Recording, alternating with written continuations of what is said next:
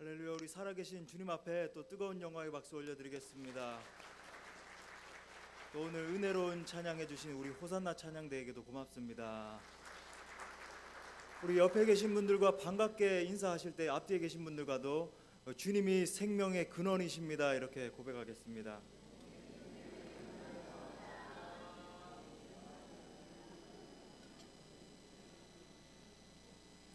네, 오늘은 하나님 나라를 먼저 구하는 삶이라는 제목으로 말씀을 나누도록 하겠습니다. 저는 예수님을 믿는다고 고백하는 사람들이 겪는 가장 큰 혼란이 이 신앙과 삶의 괴리감이라고 생각을 합니다. 분명 예수님을 믿는다라고 생각을 하는 거예요. 예배에도 빠지지 않고 출석합니다. 그리고 교회의 이곳 저곳에서 봉사도 하는 거예요.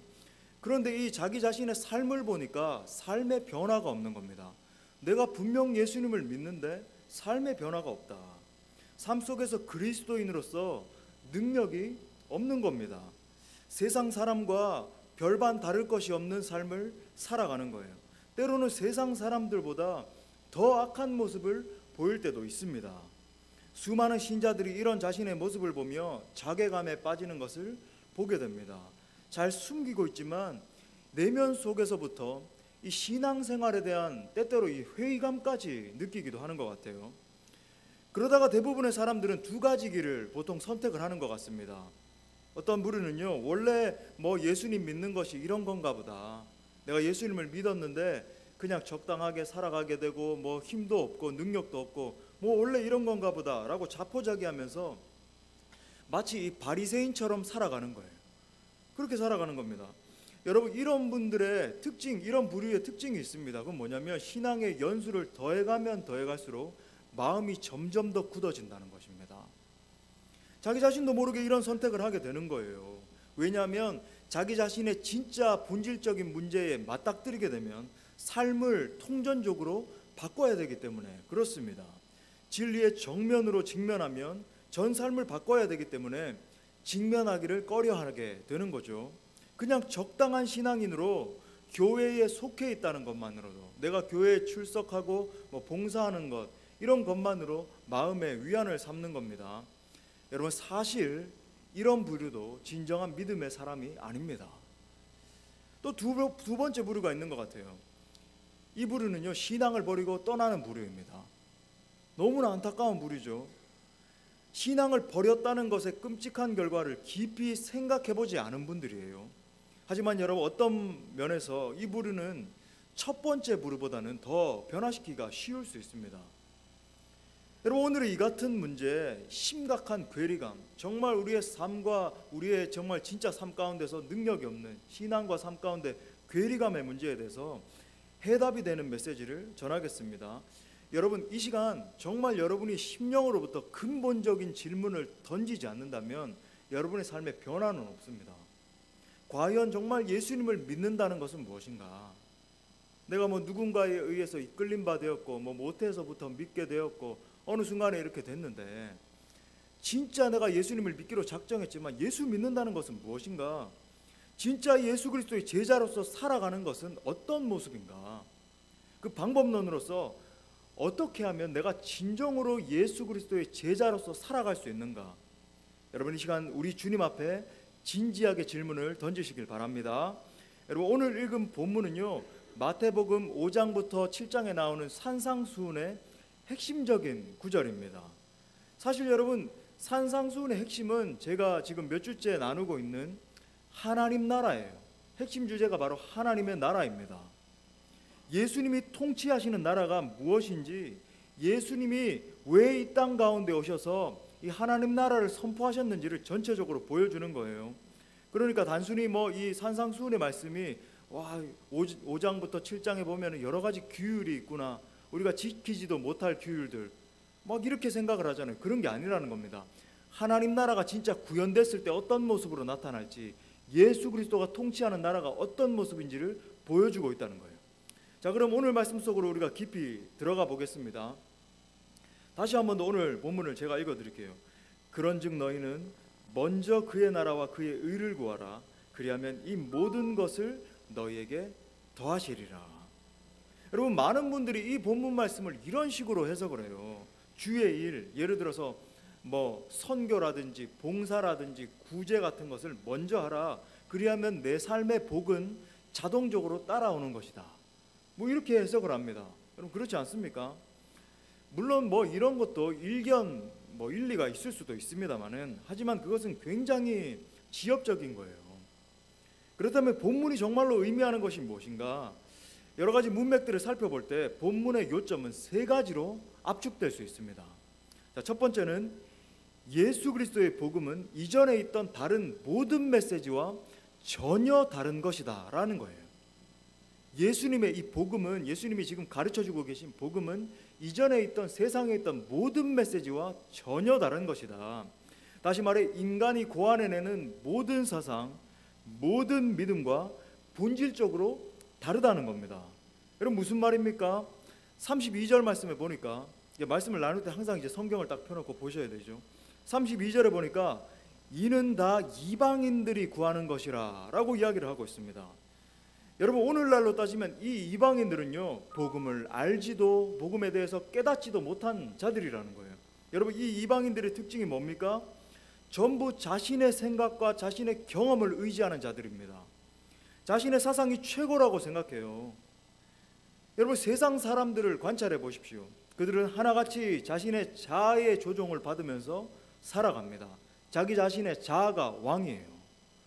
내 배가 내 신이요 하면서 자기 자신의 자아대로 행동하고 판단하고 모든 삶을 살아가는 겁니다. 그런데 여러분, 예수님은 그의 제자들에게 이렇게 선언을 하시네요. 나의 가르침은 이 이방인들의 가르침과 전혀 다른 것이야. 나의 가르침은 인간이 고안해내는 것, 인간의 상상력으로 만들어내는 것과는 완전히 다른 것이다. 여러분, 여기서 우리가 알 수 있는 사실이 있습니다. 기독교의 가르침은 세상의 것과 조금 다른 것이 아니라 본질적으로 완전히 다르다는 거예요. 이 세상에 대단하다라고 하는 사상들이 많이 있습니다. 우리 한국에는 오랜 시간 동안 이 유교의 또 불교의 그런 어떤 전통이 있었는데, 뭐 공자, 맹자, 석가의 가르침, 또 뭐 유명하다라고 하는 뭐 플라톤, 아리스토텔레스, 뭐 소크라테스 이런 철학자들의 가르침, 현대의 뭐 저명한 뭐 학자들의 그런 책들, 정치, 경제 이론들, 다들 자기 자신의 이론들이 대단하다라고 하면서 뽐내고 있습니다. 그렇지 않습니까? 그런데 여러분, 오늘 본문에 따르면 예수님의 가르침은 이런 것들과는, 이 이방인들의 것과는 근본적으로 다르다는 것을 보여주고 있는 거예요. 그러니까 흔히 생각하는 것처럼 예수 그리스도의 복음은 약간 탁월한 정도가 아니라 본질적으로 완전히 다른 것이다. 또 생각할 수 있는 것은요, 오늘 본문에 대한 해석 두 번째는 인간의 본질적인 문제들은 매우 깊고 매우 심각하다는 겁니다. 우리 인간들이 가지고 있는 이 본질적인 문제는 매우 깊고 매우 심각하다. 여러분, 본문을 다시 한번 보십시오. 너희는 먼저 구하라 라는 구조로 되어 있습니다. 그렇죠? 너희는 먼저, 중간 내용이 있고 구하라 라고 말씀하십니다. 그러니까 예수님이 지금 우리에게 던지시고 계신 질문은 뭐냐면, 너의 첫 번째가 무엇이냐라고 질문을 하고 계신 거예요. 바로 우선순위에 관한 물음입니다. 너의 진정한 삶의 최우선순위가 무엇인가? 너가 가지고 있는 생각, 너의 판단 기준, 너의 삶의 최우선순위가 무엇인가? 주님이 지금 질문하고 계신 겁니다. 그리고 여러분, 그 우선순위가 어디에서 드러나는지에 대해서 이렇게 말씀을 하세요. 우리 주님은 날마다 명확하세요. 추상적인 게 없습니다. 마태복음 6장 21절 보십시오. 내 보물이 있는 그곳에는 내 마음도 있느니라. 여러분, 다시 말해서 주님은요, 내 마음의 우선순위가 무엇인지에 대해서 지금 질문 던지고 있는 거예요. 너의 마음 가운데 있는 최우선순위가 무엇인가? 자, 우리 인간들은 대부분 종종 깨닫지를 못하는 것 같습니다. 그래서 여러분, 어떤 정치적, 사회적 법률이나 조례 같은 걸 만들어서 이런 것들이 세상을 변화시킬 수 있다라고 착각을 합니다. 플라톤이 말한 것처럼 어떤 철학적인 인간, 철인, 완벽한 인간이 등장하면요, 세상을 바꿀 수 있다라고 생각을 하는 거예요. 그리고 또 이 현대에는 어떤 대단한 경제 정책을 세우면 이 세상이 평안할 것이라고 생각을 합니다. 여러분, 이런 사람들을 보고 뭐라고 부르는지 아십니까? 순진한 낙관주의자라고 말합니다. 순진한 낙관주의자. 이게 제가 갖다 붙인 게 아니라요, 실제 경제학적 용어예요. 순진하게 낙관하는 겁니다. 우리가 다 알듯이요, 역사가 그것을 증명해 오지 않았습니까? 인간이 고안해내는 모든 사상과 정책과 노력은 계속되는 실패를 거듭했습니다. 그리고 우리가 다 알고 있는 것처럼 인간의 고통은 나날이 더 심각해져 가고 있죠. 반면에 우리 주님이 무엇이 인간 문제의 근본 원인이라고 말씀하십니까? 바로 인간의 마음이라고 말씀하세요. 우리 인간의 마음이요, 근본적으로 모든 것의 문제가 우리 인간들의 부패한 마음 때문이다 라고 말씀을 하시는 겁니다. 그렇다면 이 마음이 무엇인가? 내 마음이 있다라고 하잖아요. 내가 너의 마음을 좀 알아야 되겠다, 내 마음은 이런 것이야 라고 마음을 말하는데, 여러분, 마음이 뭐죠? 우리가 신앙을 이어받고 있는 이 청교도들은요, 마음을 삶과 존재의 중심이라고 말했습니다. 삶과 존재의 중심이다. 이 심령의 좌소, 하나님의 은혜가 임하는 그런 자리라고 말하는데, 여러분, 실제로 우리가 하나님의 은혜를 받을 때도 우리 마음에 임하는 거예요. 내가 성령의 감동을 받았다 할 때 어디에 받았다는 겁니까? 마음에 받았다는 겁니다. 오늘 말씀 가운데 은혜를 받았어. 어디에 받았다는 거예요? 마음에 임한 거예요. 또 시험이 찾아올 때 여러분 어디에 임하죠? 마음에 시험이 찾아오는, 마음이 어렵다 그러잖아요. 내가 마음이 많이 어려워졌어, 이런 말을 들었을 때 상처받았어. 마음의 문제예요. 그런데 우리 주님 뭐라고 말씀하시냐면, 그 삶과 존재의 중심이 완전히 부패했다는 겁니다. 존 켈빈이 이야기한 것처럼 전적으로 부패했다는 거예요. Total depravity. 무슨 말이죠? 우리 마음에 부패한 이 양심 때문에 전혀 소망이 없다, 그 어떤 것에도 소망을 걸 것이 없다라고 이야기를 하는 거예요. 그래서 여러분, 우리가 공부를 열심히 해서 학문을 쌓는 것, 어떤 사상을 배우는 것, 거기에서 소망을 찾는데, 여러분, 그렇지 않습니다. 거기에는 어떤 소망도 없어요. 여러분, 우리 인간의 마음은 전적으로 부패했다. 그래서 여러분, 인간은 심령 깊은 곳에서부터 근본적으로 새로워지지 않으면 그 어떤 소망함도 가질 수 없는 겁니다. 근본적 새로워짐. 여러분, 거기에 대해서 우리 예수님이 뭐라고 말씀하시는지 아십니까? 우리 요한복음 3장 3절을 다 같이 한번 읽어볼까요? 시작. 예수께서 대답하여 이르시되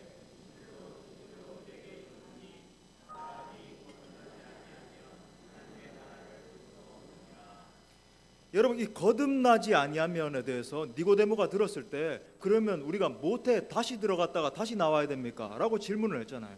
여러분, 영적인 눈을 감게 되면 이렇게 되는 겁니다. 많은 율법적인 학식과 그 당시 최고의 학식을 가졌다 할지라도 영적 눈을 감으면 여러분 보이질 않는 거예요. 영적 세계를 파악할 수 없는 겁니다. 이 말씀이 무엇인가? 거듭나지 아니하면이라는 말은 근본적인 상태의 변화를 말합니다. 그러니까 우리 마음의 근본적인 상태가 변화되지 않으면 하나님 나라를 볼 수 없어. 너가 정말 그 절대 절망의 상태에 놓여 있는 상태에서 절대 벗어날 길은 없다. 영원한 그 부패의 상태에서 헤어날 길은 없는 거야. 거듭나지 아니하면, 완전히 새로워지지 아니하면. 오늘 말씀은요, 세 번째로 예수님은 우리에게 철저한 헌신을 요구하신다는 것을 가르쳐 줍니다. 예수님은 우리에게 철저한 헌신을 요구하신다. 한번 따라해 보겠습니다. 철저한 헌신. 영어로 말하면 radical devotion. radical하게 헌신하는 거예요. 여러분, 다시 말하면 주님이 뭐라고 하시는지 들어보십시오. 너희는 이 세상의 그 어떤 것보다도 먼저 그의 나라와 의를 구하라는 거예요. 다시 너희는 이 세상의 그 무엇보다도 먼저 그의 나라와 그 의를 구하라. 여러분, 기독신앙의 본질은요, 어떤 고상한 사상을 믿는 게 아닙니다. 예수님의 가르침 참 고매하지요, 누구의 사상보다도 더 뛰어난 것입니다, 이런 게 아니라고요. 여러분, 기독교는 생활 방식입니다. 제가 종종 기독교라고 표현을 하겠습니다. 진리 그 자체라고 말을 해야 되겠지만 다른 종교와 종교학적으로 구분하기 위해서 말씀드리는 겁니다. 오해하지 마십시오. 여러분, 우리가 믿는 이 기독교 신앙은요, 생활 방식 그 자체예요. 삶을 말합니다. 여러분, 예수님은 우리에게 전적 헌신을 요구하세요. 여러분, 표현을 달리하자면 우리가 정말 예수님을 믿게 되었잖아요. 그래서 구속함을 받은 백성으로 이 자리에 앉게 되었습니다. 아멘입니까? 여러분, 그 말이 뜻이 뭔지 아세요? 예수님은 지금부터 우리에게 전적인 헌신을 요구하신다는 겁니다. 80%의 헌신, 90%의 헌신이 아니라 순도 100%의 헌신을 요구하신다. 여러분, 우리 예수님이 요구하시는 것이 무엇입니까? 한번 생각해 보십시오. 많은 사람들이 이런 걸 순종이라고 생각을 해요. 내가 납득이 되고 내 이성적인 판단에서 이해가 될 때 순종하는 것을 순종이라고 합니다. 여러분, 그건 순종입니까?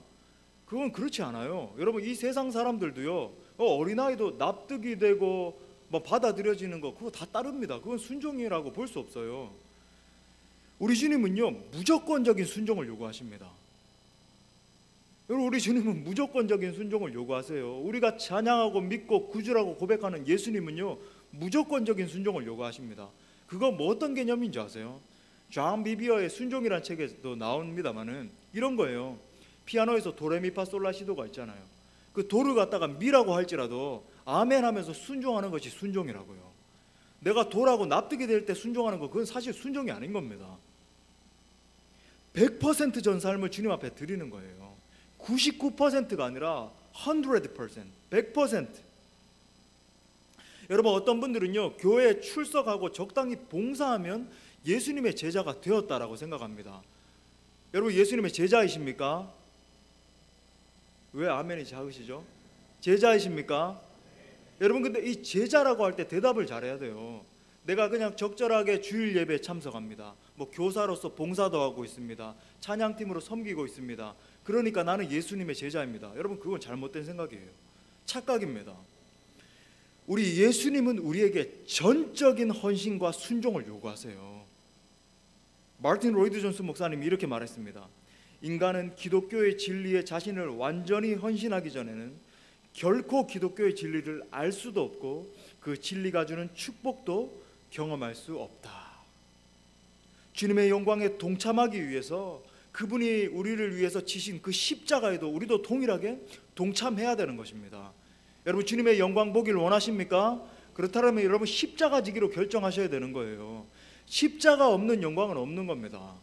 십자가 없는 영광은 없다. 가슴에 새기셔야 돼요. 다시 한번 여러분 기억하십시오. 우리 주님은 언제나 철저한 헌신을 요구하십니다. 우리 임재웅 목사님이 지난주부터 정말 순수한 복음만 전하겠습니다 이렇게 말씀하시니까 목사님의 메시지는 너무 막 이렇게 레디컬한 거, 급진적인 것 아닙니까? 따르기가 너무 힘든 것 같은데, 여러분, 그렇지 않아요. 이것이 예수님의 메시지의 핵심이에요. 저는 모르겠습니까? 제가 여러분에게 듣기 좋은 메시지만 전하고 하나님이 축복하실 겁니다, 막 일확천금을 주실 겁니다 이러면 사람들이 벌떼같이 몰려온다는 거 제가 모르겠어요. 저 미국 휴스턴에 가면 조엘 오스틴이라고 하는 유명한 분, 그죠? 거의 4만 명, 5만 명씩 모이는 교회를 하는데 거기에 대한 참 거룩한 불만족이 많습니다. 올바른 가르침이 아니에요. 성경이 말하는 게 아닙니다. 주님은 우리에게 언제나 철저한 헌신과 순종을 요구하세요. 마태복음 16장 24절, 여러분, 이 구절은 우리 성도들이 모두가 암기하셔야 됩니다. 제자도에 있어서 가장 핵심적인 구절인데 이렇게 말씀하세요. 누구든지 나를 따라오려거든, 제자의 삶을 말합니다.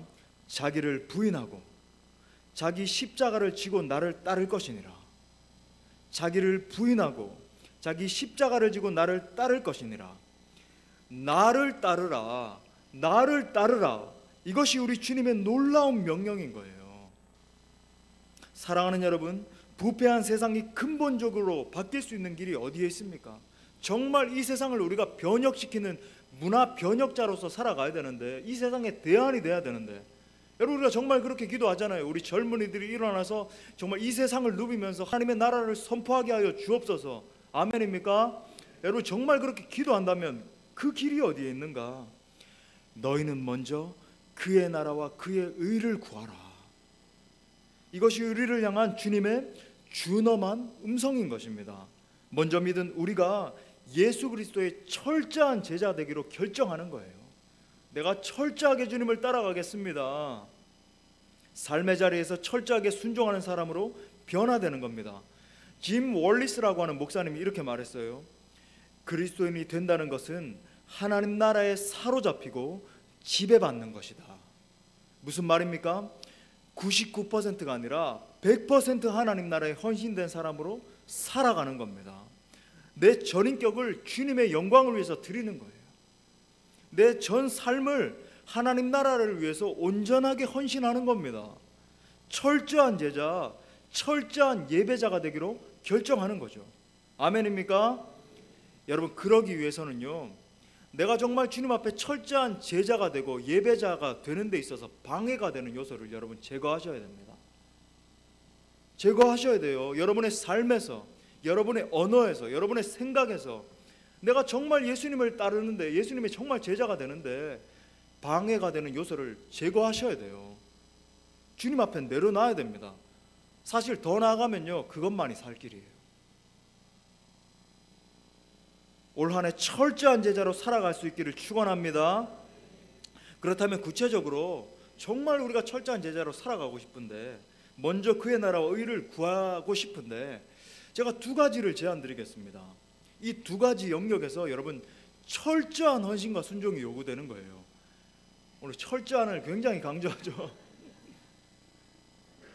그 두 가지가 뭔지 아십니까? 돈과 시간입니다. 제가 돈 얘기하니까 갑자기 표정이 굳어지죠. 돈과 시간이에요. 여러분, 물론 이 두 주제는요 굉장히 깊게 다뤄야 되는 주제입니다. 그래서 제가 차후에 신학적으로 굉장히 깊게 이렇게 좀 나눌 것입니다. 오늘은 제가 적용적으로 살펴보도록 하겠습니다. 첫 번째는 이 그리스도인의 돈 문제입니다. 한번 따라해 보겠습니다. 그리스도인의 돈 문제, 소위 재정 사용의 문제예요. 긴장하지 마십시오. 긴장하셔야 됩니다. 영적으로 긴장하셔야 돼요. 주님 앞에 철저한 제자가 되기 위해서. 여러분, 우리 주님이 재정 사용의 원리에 대해서 명확하게 말씀하셨습니다.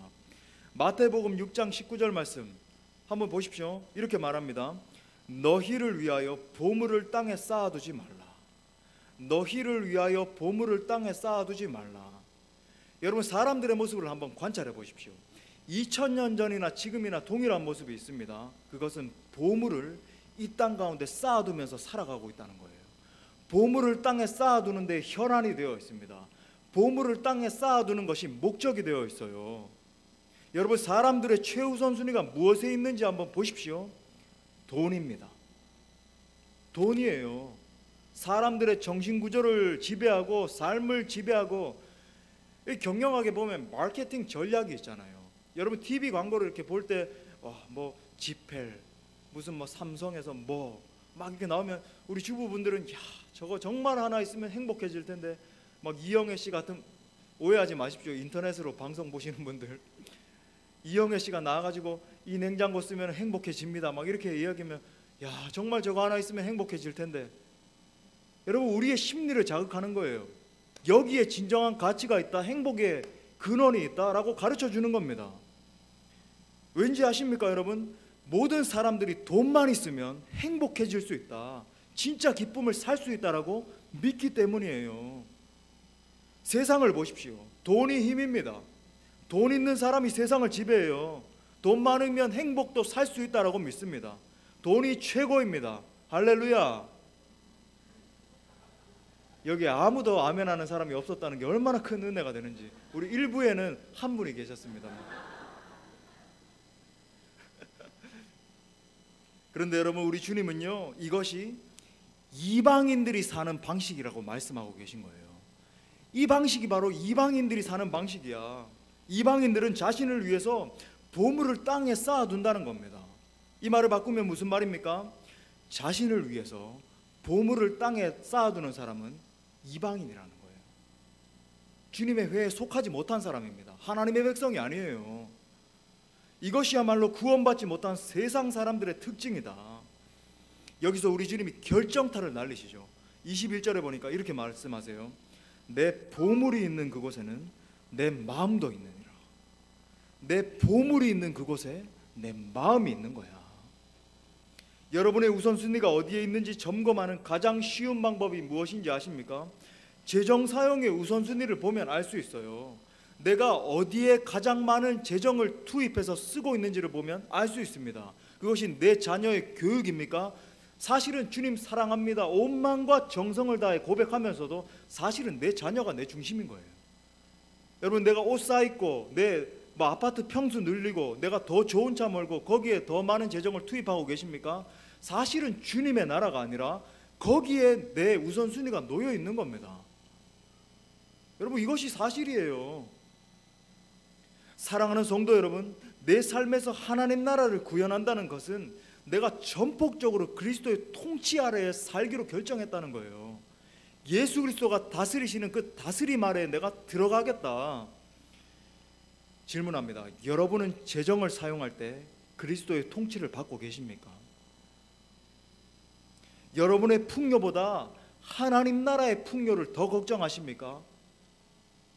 여러분 자식들의 안위보다 하나님 나라의 안위를 더 생각하고 계시냐는 거예요.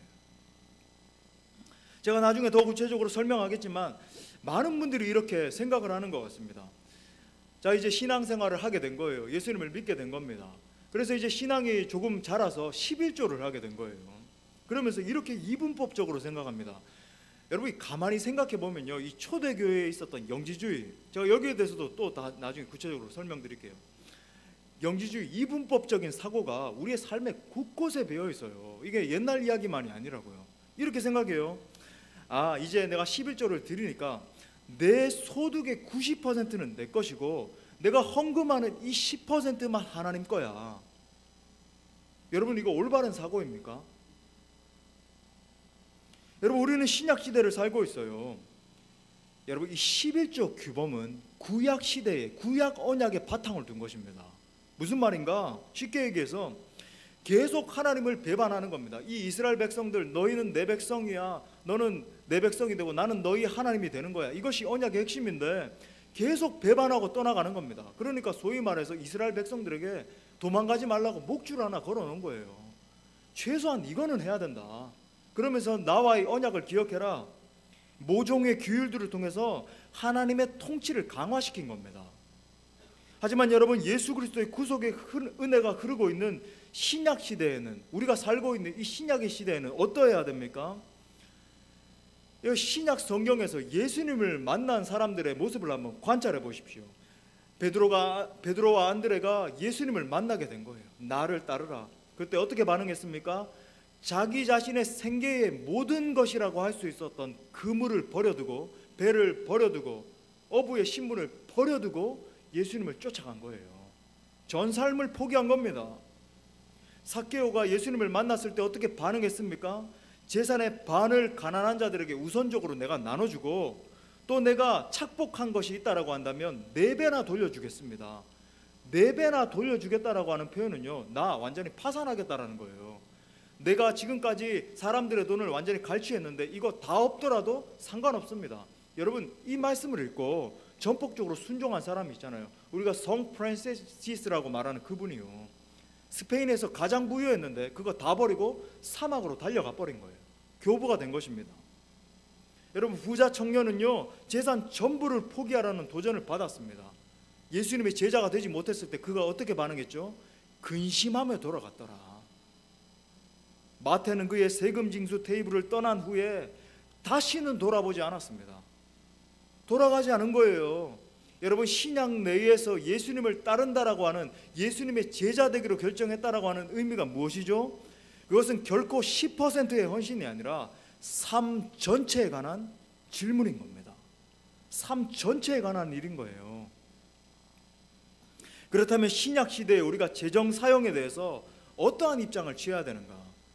여러분, 우리가 붙잡아야 할 청지기적인 입장은 11조의 원리가 아니라 희년제의 원리입니다. 희년제의 원리, 무슨 말인가? 여러분, 이 사도들과 초대교회는요, 이 철저히 이 희년제의 원칙을 삶의 모든 영역에서 적용을 했습니다. 사도행전 4장 2절 말씀에 보니까 이렇게 말해요. 믿는 무리가 한 마음과 한 뜻이 되어 모든 물건을 서로 통용하고 자기 재물을 조금이라도 자기 것이라 하는 이가 하나도 없더라. 그러면서 그 결과가 34절에서 나오는데 이렇게 말합니다. 그 중에 가난한 사람이 없으니. 여러분, 희년제를 위한 성경적인 전제는 이것입니다.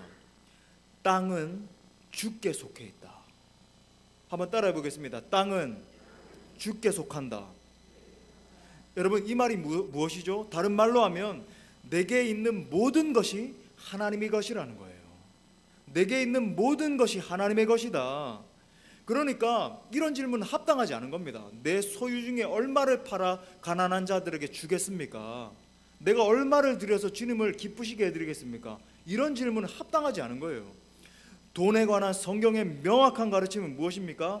내게 공급해 주신 모든 재정은 하나님의 것, 하나님의 것이다. 이것이 돈에 관한 성경의 가르침입니다. 그러니까 여러분, 이 신약의 재정 원리는 11조의 원리, 구약의 원리를 훨씬 더 뛰어넘는 거예요. 내 전부가 하나님이 내게 부어주신 모든 것이 하나님의 것입니다. 그것인 거예요. 나를 위해서 자신의 모든 것을 주신 주님을 위해서 내 전부를 드리기로 결정한 거예요. 십자가에서 나를 위해서 모든 것을 주신 그 주님을 위해서 내 전부를 바치겠습니다. 물론 많은 교회들이 편의상 이 11조의 원리를 따르고 있습니다. 저도 그것이 좋은 제도라고 생각을 해요. 우리 교회도 그렇게 할 것입니다만, 이것이 죄성으로 가득한 우리 인간들을 위해선 좋은 장치라고 저도 생각을 합니다. 하지만 여러분, 우리는요, 생각부터 달리 해야 되는 거예요. 우리의 생각을 고쳐야 됩니다. 주님을 위해서 우리가 예물을 드릴 때마다, 혹 가난한 자들을 우리가 구제할 때에, 나아가서 우리가 세계 선교를 감당해야 되는데 세계 선교를 위해서 우리가 헌신할 때마다 무슨 생각해야 되는지 아십니까? 예수 그리스도의 십자가를 생각해야 됩니다. 날 위해서 물과 피를 흘려주신 예수 그리스도의 십자가를 기억해야 돼요. 날 위해서 전부를 주신 주님께 내가 얼마나 어떻게 드릴 것인가 질문하셔야 됩니다. 오해하지 마십시오. 제가 지금 내가 무엇을 먹을까 지금 고민을 하면서 반찬을 좀 사고 내 식구들을 위해서 좀 살 거 뭐 그거 하지 말라는 게 아니에요. 쫄쫄 굶으라는 게 아닙니다. 또 내가 정말 당장 겨울이 되어서 좀 두꺼운 외투가 필요한데 그거 사지 말라는 게 아닙니다. 중요한 것은 뭐죠? 최소한 우리가 그리스도인으로서 이런 것에 대해서 걱정하면 안 된다는 거예요. 무엇을 입을까, 무엇을 먹을까 염려하지 말라, 걱정하지 말라. 이건 전부 다 이방인들이 구하는 거야. 여러분, 우리의 관심을 하나님 나라를 향해서 돌려야 하는 것입니다. 하나님 나라를 위해서 급진적으로 재정을 사용하는 거예요. 제가 말씀을 준비하는데 이 두 예가 생각이 나더라고요. 미국에 있는 한 부부의 예입니다. 이분들이 이제 IT에 가서 선교를 하시게 된 거예요. 여러분, 이 IT와 도미니카 이 지진이 났었잖아요. 50만 명이 죽었습니다. 가면요, 형편없어요. 정말 이 길거리에 텐트를 쳐놓고 이렇게 살아가는데 물도 없고요. 뭐 당연한 거고, 거지도 이런 거지가 없습니다. 얼마나 어려운지 몰라요. 막 냄새가 진동을 하고 그물을, 흙탕물 다 썩은 그물을 먹고 살아가고, 그 모습을 보고 이 두 부부가 결정을 한 거예요. 하나님 앞에서 정말 기도하면서 결정을 했습니다. 어떻게 헌신하기로 결정했는지 아세요? 자기가 살던 아파트 평수를 줄였어요. 팔아버리고 평수를 줄였습니다. 그리고 한 달 생활비를 더 간촐하게 만든 거예요. 그리고 이 IT의 선교를 위해서, 아이들 구제를 위해서 헌금하기 시작한 겁니다. 또 다른 예가 생각이 나는 거예요.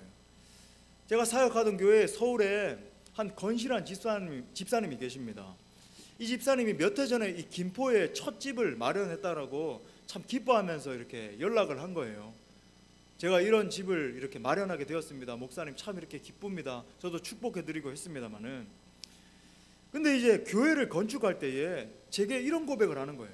목사님, 이번에 제가 이 교회 건축에 이만큼의 재정을 드리기로 결정했습니다. 근데 제가 그 금액을 들어보니까 상당한 액수예요.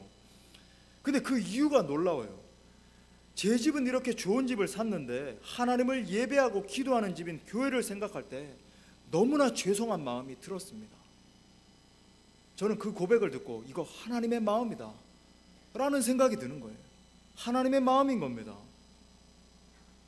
사랑하는 성도 여러분, 그러므로 올 한 해 여러분 계속적으로 주님 앞에 질문하십시오. 내게 전부를 주신 주님을 위해서 어떻게 재정을 사용할 것인가?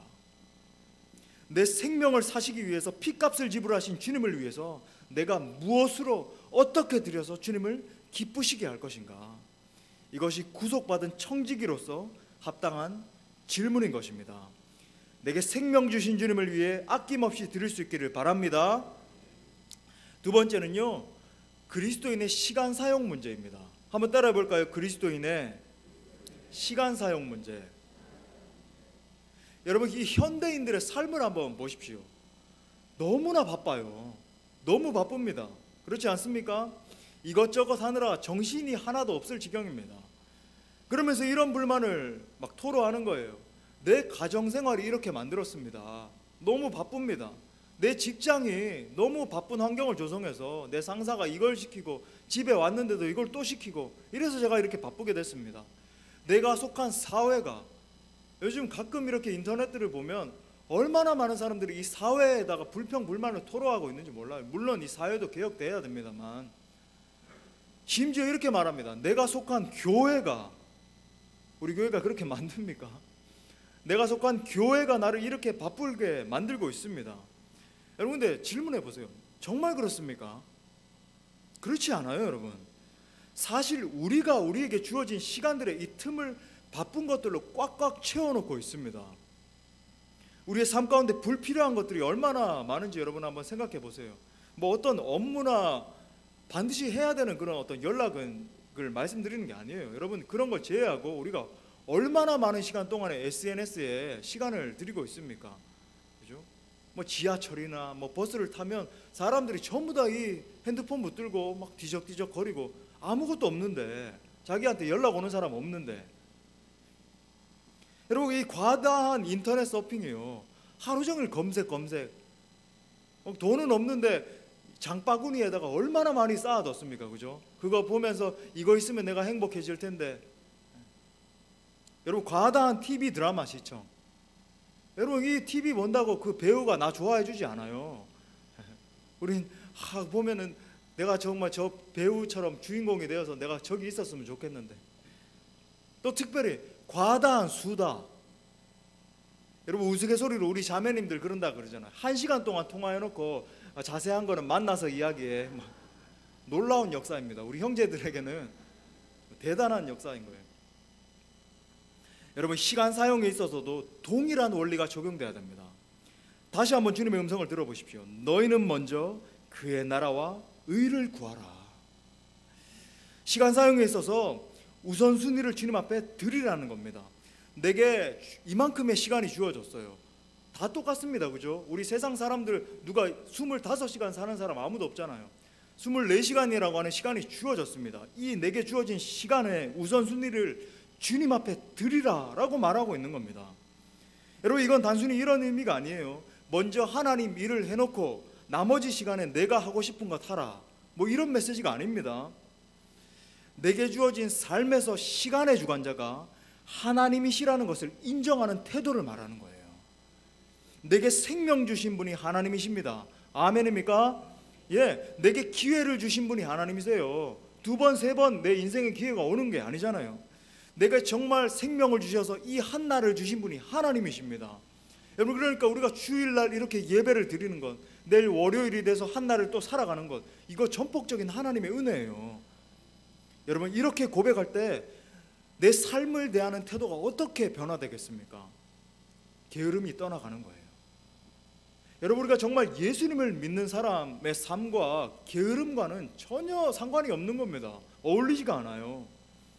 잠언 21장 25절에서 이렇게 경계합니다. 게으른 자의 욕망이 자기를 죽이나니, 자기를 죽인다, 이는 자기의 손으로 일하기를 싫어함이니라. 그렇다면 여러분, 더 적극적으로 어떻게 해야 할 것인가?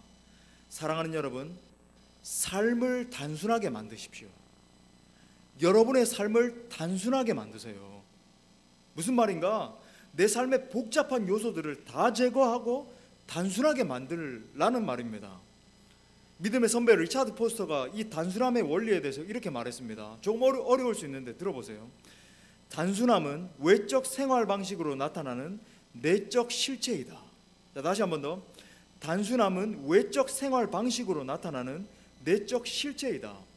무슨 말인가?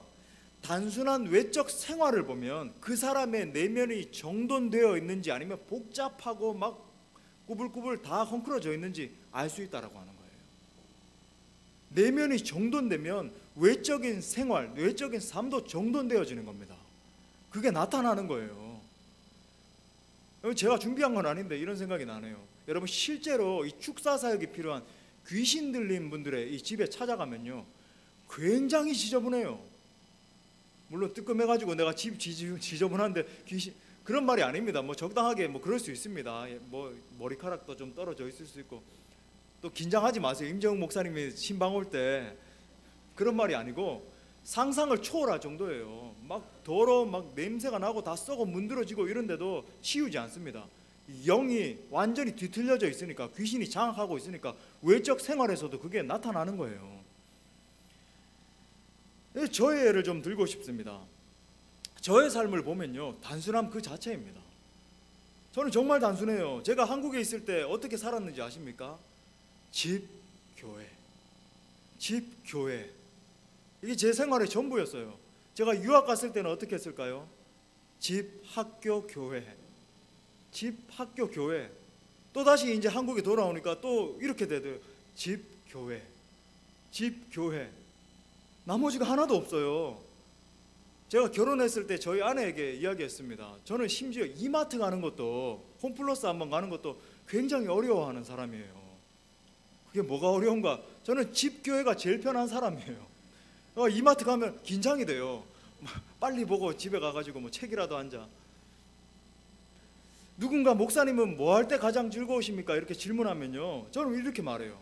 말씀을 연구하고, 책을 읽고, 찬양하고, 기도하고, 또 집에서 식구들과 함께 교제하고, 교회에서 성도들과 함께 행복해하면서 또 교제할 때, 그때가 제일 행복합니다.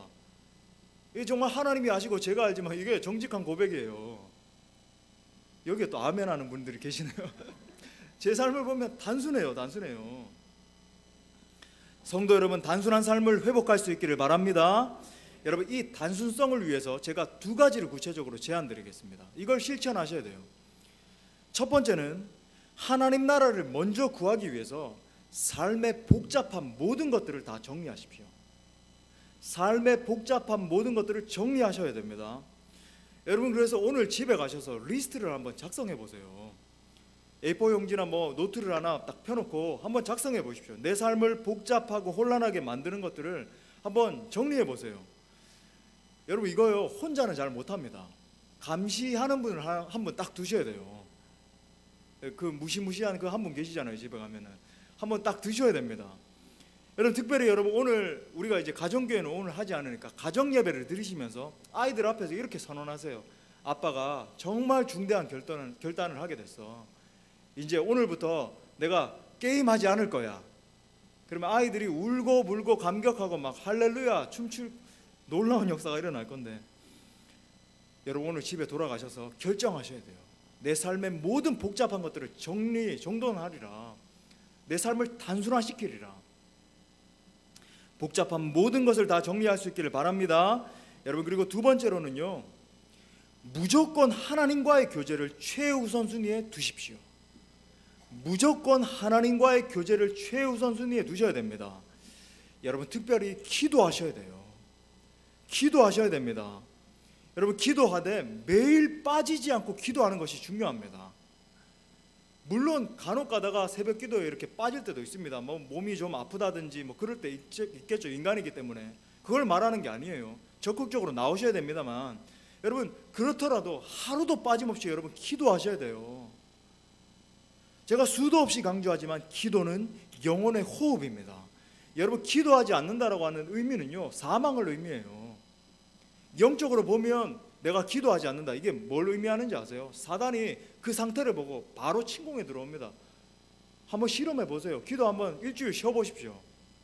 또 하시면 안 됩니다. 또 하라고 했다고 하시면 안 되고.